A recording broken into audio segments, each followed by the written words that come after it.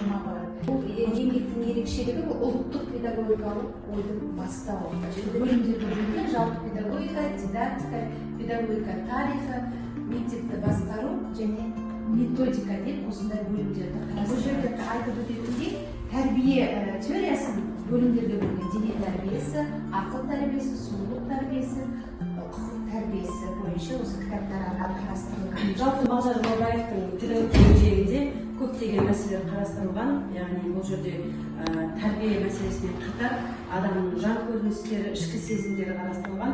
Алдарыңызда педагогика еңбегінде қарастырылған негізгі мәселелер ол тәрбие туралы көзқарастары, педагогика ғылымы туралы көзқарастары, психология ғылымы туралы көзқарастары, ассоциация туралы көзқарастары, танымдық процестер туралы көзқарастары және мінез-құлық туралы көзқарастары қарастырылған. Қазір сіздерге бала тәрбиесіне, әсіресе баланың дене дамуына байланысты айтқан көзқарастарына талдау жасауларыңыз керек.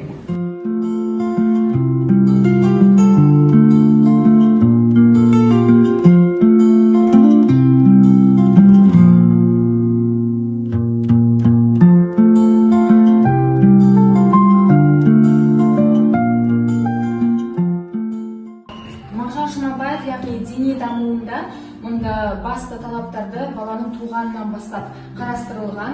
Ең бірінші ол баланың кішкентай кезінен бірінші салмағын қарастырған, одан кейін тамырының дұрыс соғуы, дамығанда қандай нұсқаулықтарды ескеру керек, бәрі жазылған. Мысалы, қанша қадақ болу керек, өлшегенде қанша сажын болу керек, бөлмеде қанша өзінің ойнайтын жері болу керек, осының барлығын осы еңбегінде қарастырылған болса, оның екінші қарастырған негізгі мәселесі ол жан көріністері, яғни психология ғылымына байланысты.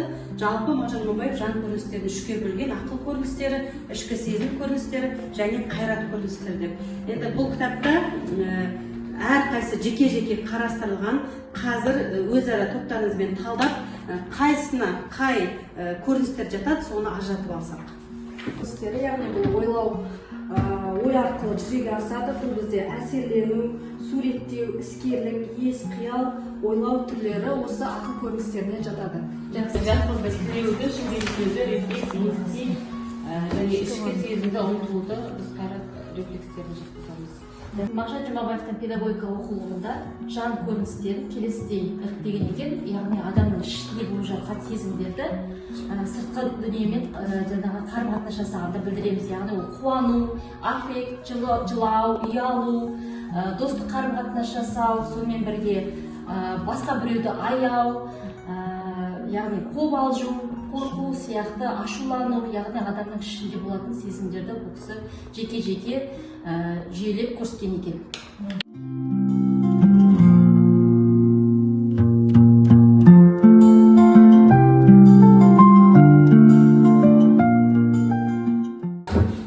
Осы Мағжан Жұмабаевтың педагогикасында маған ең қатты өзіме жаныма жақын бір ұнаған термині ол Мағжан Жұмабаев айтып кетеді: тәрбие бере алу үшін жас өскелең ұрпаққа өзін тәрбиелі болу керексің.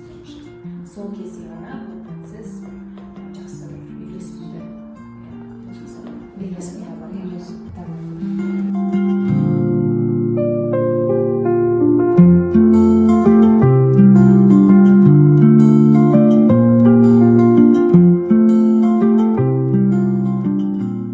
тәрбиеші баланы тәрбиелей алмады емес, тәрбиеші өзін кінәлау керек. Неге мен дұрыс тәрбие бере алмадым деп Мағжан Жұмабаев айтады. Тәрбиеші ең барлығы басты қателіктердің бәрі тәрбиеші өзінен іздеу керек дейді, баладан емес деп. Тәрбиенің мәні философиялық және моральдық тұрғыда өте жақсы зерттеген екен. Ең алғаш қазақ тілінде жазылған бұл педагогикалық ғылым ғой. Яғни ұлттық нақышта рухани тәрбие беруге бағытталған кітап. Енді қорытындылай келе, жалпы Мағжан Жұмабаевтың педагогика еңбегінен осындай бірнеше дәйек сөздерді алып шығуға. Енді Мағжан Жұмабаевтың осы дәйек сөздері қазіргі таңда ең керекті сөздер деп айтуға болады. Қазіргі таңда осы Мағжан Жұмабаевтың осы сөздері болашақ балалардың, болашақ өсіп келе жатқан жас ұрпақтың бойына сіңіре білуіміз керек. Бізге енді жақсы тәрбиешіден жаман бала шықпауы керек. Біз дұрыс тәрбие беруіміз қажет.